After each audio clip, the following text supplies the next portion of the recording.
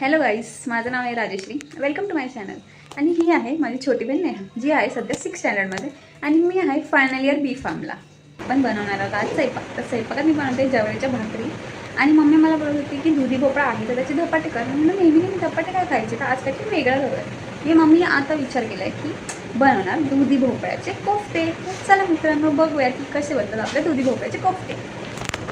तर आता आपण जवळच्या भाकरी करायला घेणार आहे. तर मी घेतलं पीठ, मग पिठात टाकले मी मीठ आणि मग त्याच्यानंतर मस्त पाणी टाकून त्याला मस्त मळून घ्यायचं. एकदम एकदम सॉफ्ट मळून घ्यायचं.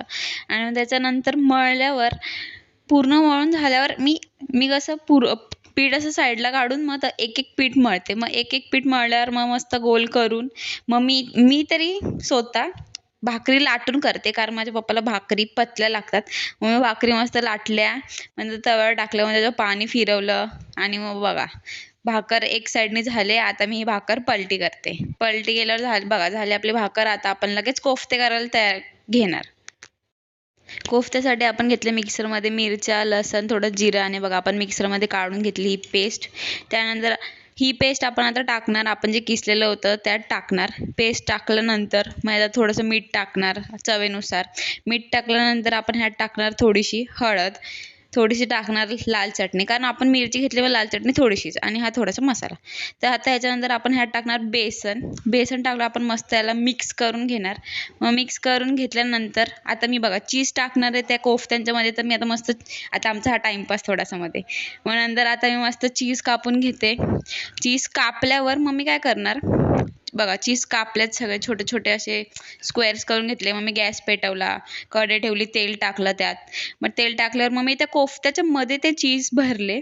मग ते चीज भरून झालं मस्त त्याचे गोळे करून, आता मस्त 5-6 बघा मी आता 5-6 गोळे करून घेणार एकत्र. मग हे सगळे गोळे मग मस्त मी आता तेलात टाकणार. सगळे गोळे तळून झाल्यावर बघा आता गोळे झाल्यावर आपले तळून लगेच आपण ग्रेव्हीची तयारी करणार. कांदा चिरला बघा मस्त एकदम बारीक असे लंबे लंबे. त्यानंतर तेलात आपण हा कांदा टाकणार. आता बघा आता तेलात आपण मस्त कांदा टाकणार. तो कांदा थोडंसं होऊ देणार. एकदम असं ब्राउनिश असा झाला की मग आपण ह्याच्यानंतर आता आपण टमाटे चिरायला घेणार. टमाटे पण आपण लांब लांबच चिरून घ्यायचे. टमाटे लांब लांब चिरून झाले ते आपण टाकणार कांद्यात. मस्त दोघं होऊ द्यायचं एकसाथ.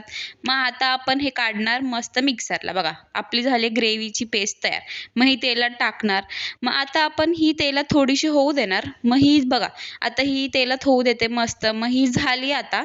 मग आता आपण ह्यात टाकणार थोडेसे मसाले.